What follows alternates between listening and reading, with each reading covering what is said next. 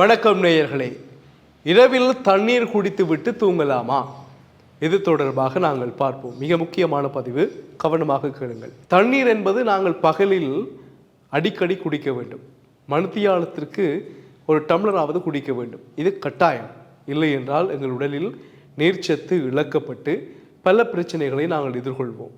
நீரின்றி அமையாத உலகு. எங்களுடைய உடல் செயற்பாட்டினுடைய 75% மேலான பங்கு நீரினுடைய பங்கு. அந்த அளவிற்கு மிக முக்கியமானது நீர். இந்த நீரை நாங்கள் தூங்க போவதற்கு முன்பும் குடிக்க வேண்டுமா இல்லையா, என்ன நன்மை தீமை என்பதை பார்ப்போம். முதலில் தூங்கச் செல்வதற்கு முன் நாங்கள் ஒரு குறிப்பிட்ட அளவு தண்ணீரை குடித்துட்டு படுத்தோம் என்று சொன்னால் எங்கள் சருமத்தினுடைய செல்கள் புத்துணர்ச்சியை பெறும், சமச்சீராகும். முதலாவது விஷயம். ரெண்டாவது, ஆழ்ந்த தூக்கம் வரும். இரவில் செரிமான பிரச்சனை சரியாக வரும், மலச்சிக்கல் தீரும், பிரச்சனை இருக்காது. அதே போல் எங்கள் உடலில் இருக்கக்கூடிய செல்கள், அது மட்டும் இல்லாமல் சிறுநீரக கற்கள் தோன்றுகின்ற பிரச்சனை, சிறுநீரக அடைசல், கல்லடைசல் போன்ற பிரச்சனைகள் எல்லாம் இரவில் தண்ணி குடிச்சிட்டு படுத்தா வராது என்று மருத்துவர்களால் உறுதிப்படுத்தப்பட்டிருக்கிறது. அதுபோல் இரவில் தண்ணி குடிச்சிட்டு படுத்துட்டீங்கன்னு சொன்னால் ஒரு ஃப்ரெஷ்ஷாக இருக்கும், ஒரு குளிர்மையாக நல்ல ஆழ்ந்த தூக்கத்துக்கு வழி சமைக்கும் என்று உறுதிப்படுத்தப்பட்டிருக்கிறது.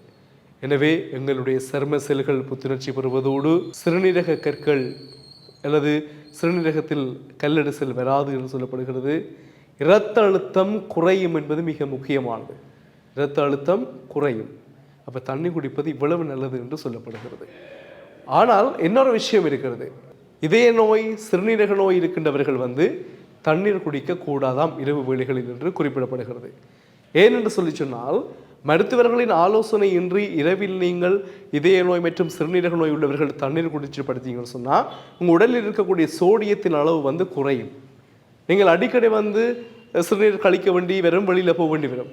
இதனால் உங்களுக்கு தூக்கம் பாதிக்கப்படலாம். எனவே தூக்க பாதிப்பு ஏற்படும். அடிக்கடி நீங்கள் வெளியே செல்வதால் உங்களுடைய உடல்நிலை சமாதானமாக இருக்காது. இது பாதிப்பை ஏற்படுத்தும்.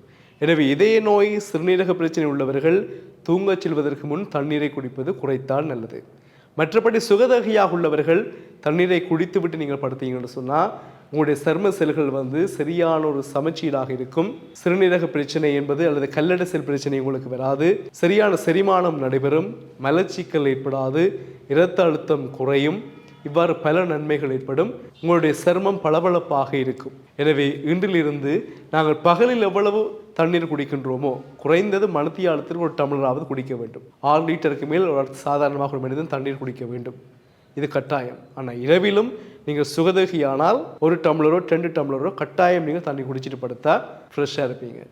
மீண்டும் சந்திக்கலாம் உறவுகளே. வணக்கம்.